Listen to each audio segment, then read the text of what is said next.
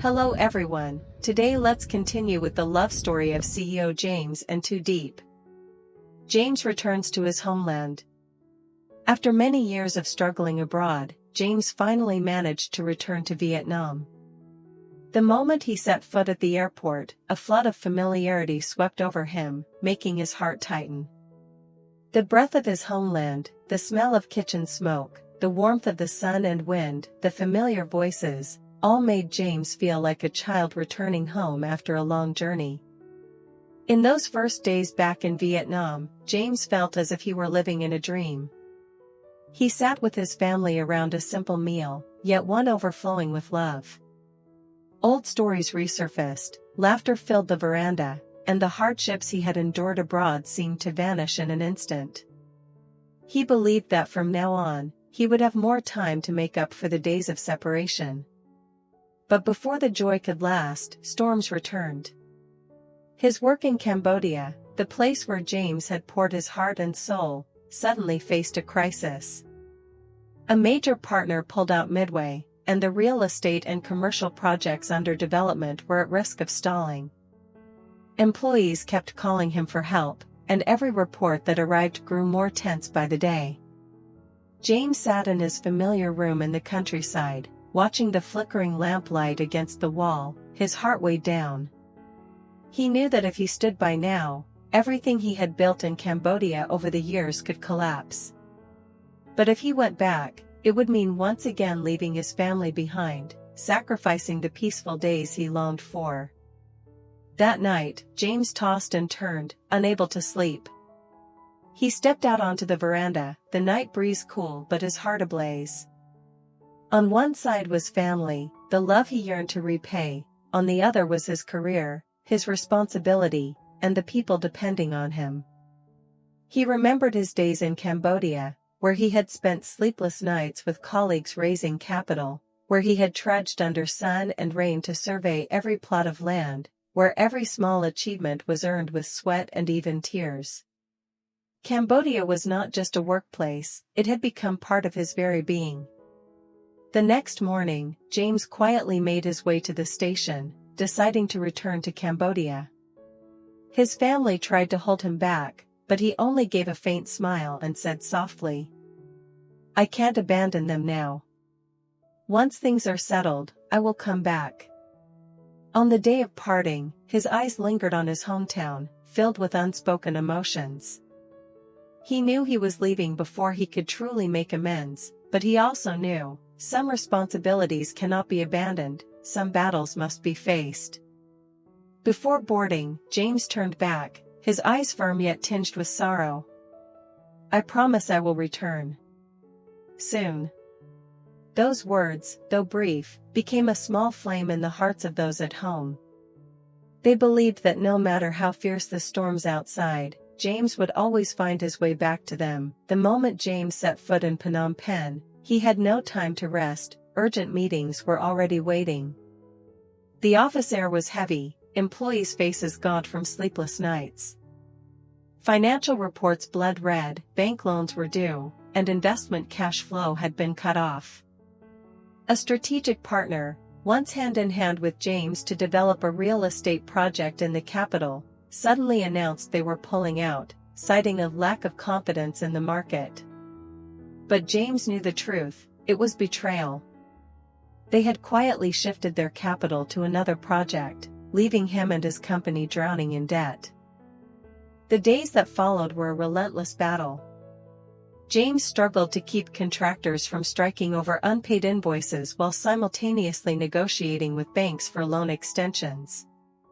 His phone never stopped ringing, each call another wave of pressure, suppliers demanding payment, partners asking for reassurance, customers fearing the project would collapse. Many nights, James sat alone at his desk, staring at towering piles of contracts and debt notices. He knew a single misstep could bring everything crashing down. Yet in his eyes there was no retreat, only determination and resolve. James took action. He reached out to old connections for fresh funding while slashing unnecessary expenses. He personally met with workers, promising them the project would not be abandoned. One morning, he gathered all his employees and spoke with firm conviction. "We may have lost a partner, but we cannot afford to lose our faith. As long as we stand together, there is still a way forward." Those words lit a fire, reviving the spirit of a team that had nearly collapsed. Even so, James knew the road ahead was riddled with obstacles.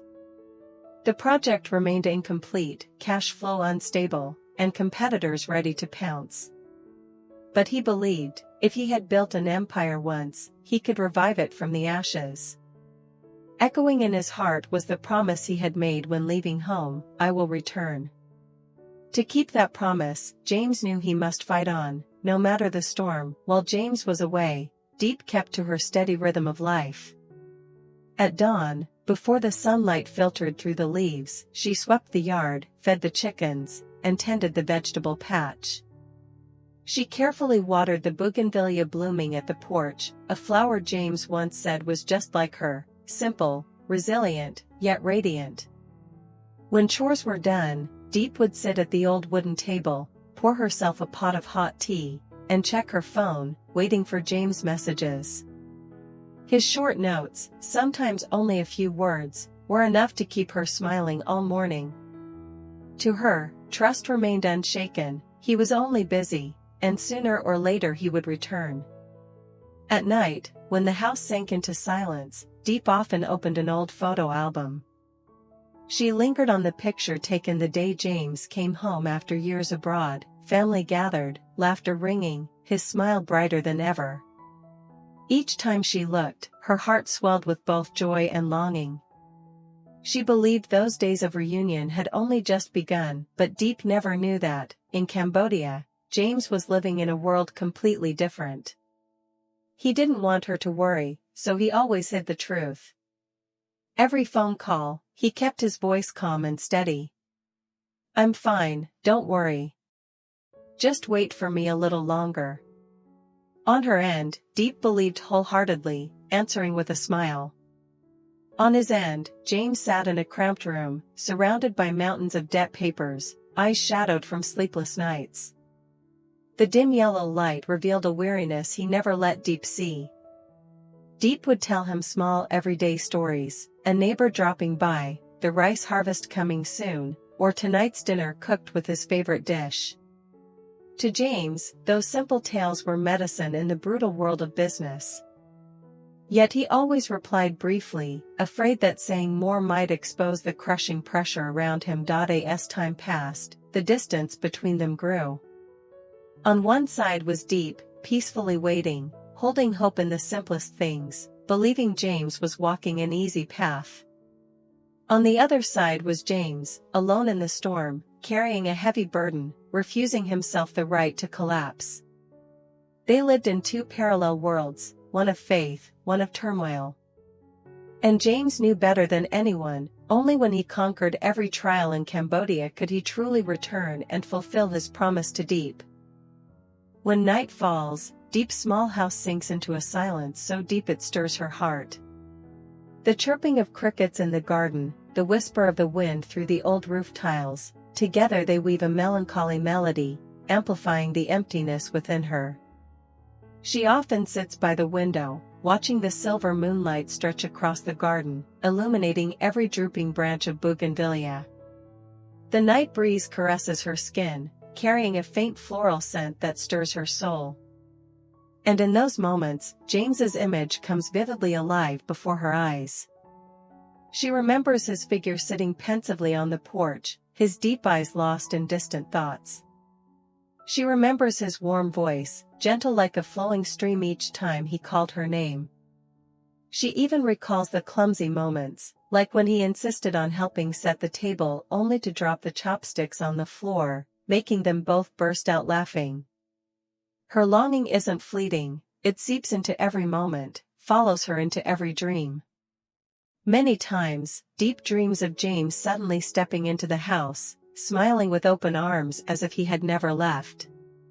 But when she wakes, there is only silence beside her, leaving her heart aching with emptiness. Each morning, when she opens her phone and sees only a hurried message, "I'm fine, don't worry," her heart tightens. She yearns for more, a long phone call, a heartfelt confession, an embrace strong enough to erase the distance. Yet she remains patient, for she understands, James is busy, carrying burdens she must not add to.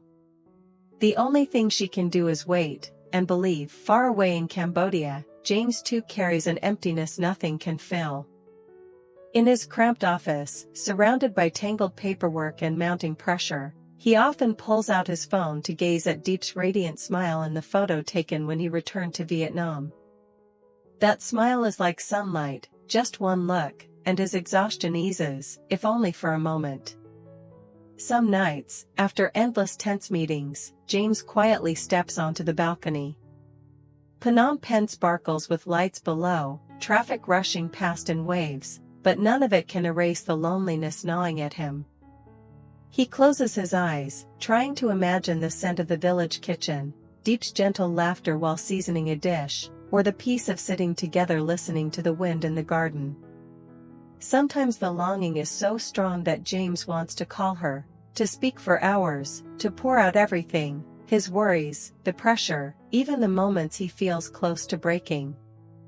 But each time, he stops short, unable to press the call button. He fears making her worry, fears her eyes welling up with tears as she listens to his struggles. So James keeps it all inside, turning his longing and love into a source of strength, a fire to keep him moving forward. Thousands of kilometers apart, their longing cannot be extinguished. One waits quietly in the peace of home. The other stands alone amid storms abroad. They rarely speak of it, but their hearts beat in unison, reaching for each other with every passing moment. Their longing, at times painful and suffocating, is also what keeps them from surrendering to hardship. It becomes an invisible thread, binding two kindred souls together, keeping their love steadfast through the storm. At home, in James's absence, Diep lived both in longing and under the quiet weight of family responsibilities. Every morning, before the sunrise had fully broken, she was already awake. The crowing of roosters, the rustling leaves in the garden filled the air with peace, yet within her there remained a vast emptiness. Her day began with preparing breakfast, not only for herself but also for James's mother, an elderly woman, small in stature, her back hunched, often troubled by aches and pains. The old woman would often sigh. "You work too hard, my dear. It should be James looking after me, not you." Each time, Diep only smiled softly and replied, "Please don't say that, mother. I treat you as if you were my own." After breakfast, Diep would take James's young niece to school.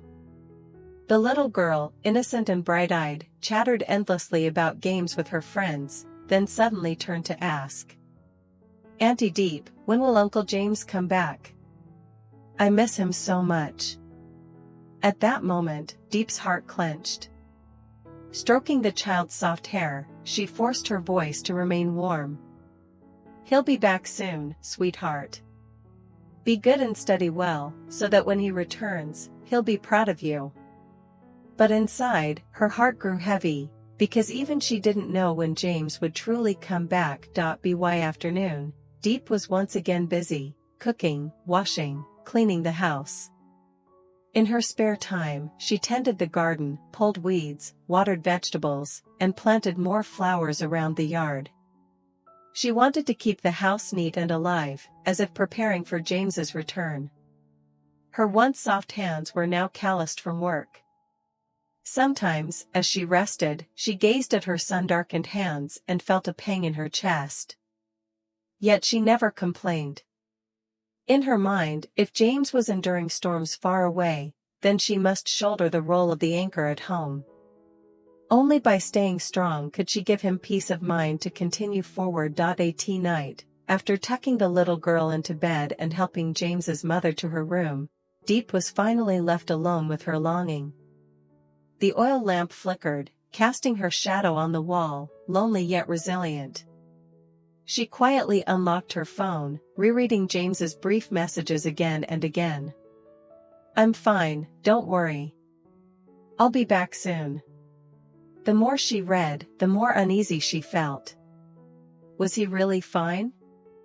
If so, why did his voice over the phone always carry a faint weariness, as if suppressing something? If so, why were the calls growing shorter, sometimes even cut off abruptly, as if James didn't want her to hear what was happening on the other side? A vague premonition twisted her heart.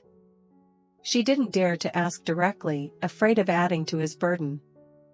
Yet deep down, she was certain, James was hiding something from her still. Diep's love and faith never faded. Each day, she cared for James's mother with devotion, showed tenderness to the little girl, and kept the household full of life. That was her way of expressing love, quietly sharing the weight on his behalf, so that he wouldn't feel guilt for not being home yet. In her heart, a belief still burned, like a small oil lamp, fragile yet enduring. James would overcome the storms and return to her and the family. Until that day, she would continue to wait, quietly, silently, but steadfastly. When James was away, Diep carried the weight of both longing and responsibility. Her once soft hands grew calloused from endless chores, cooking, cleaning, tending the garden, yet she never complained. She knew, if James was battling storms far away, then at home, she must be the anchor. At night, when the house was silent, the little girl asleep, and James's mother resting, Diep sat alone by the flickering oil lamp. Its dim light cast her shadow on the wall, lonely, yet unyielding. She opened her phone, reading his brief messages again and again. "I'm fine, don't worry. I'll be back soon." But deep inside, she wondered, was he really fine? Still, her love never faltered. Like that tiny oil lamp, fragile but unwavering, her faith kept burning. James would one day overcome every storm, and return home. Hello, xin chào tất cả mọi người đã quay trở lại với kênh của mình. Hôm nay mình tiếp tục đưa đến cho mọi người những video về câu chuyện tình yêu của mẹ đơn thân Lý Hoài Ca, hoặc là Lý Tử Nam hoặc Lý Tử Diệp nha mọi người. Thì mình cũng quên mất là thời gian qua mình cũng không có nhắc mọi người là hiện tại thì ở trên kênh mình đã được bật bản lồng tiếng cho nhiều quốc gia. Thì bạn có thể xem video bằng cách hiểu rõ hơn về nội dung video là có thể vào phần phụ đề á mọi người, hoặc là phần cài đặt hình bánh răng ở góc phải màn hình, sau đó là ấn vào chọn phần phụ đề và lồng tiếng. Mọi người có thể bật ngôn ngữ của mọi người lên để mọi người có thể nghe. Thì thường những ngôn ngữ có lồng tiếng sẵn hiện tại thì mới chỉ được khoảng là 13 quốc gia có lồng tiếng thôi, nhưng mà trong thời gian tới thì sẽ có thể là được nhiều hơn. Mình hy vọng là các bạn ở những quốc gia đấy thì có thể nghe và đọc video này bằng chính ngôn ngữ của các bạn, như thế thì sẽ dễ hơn. Mong rằng mọi người sẽ ủng hộ kênh mình nhiều hơn nha. Cảm ơn mọi người.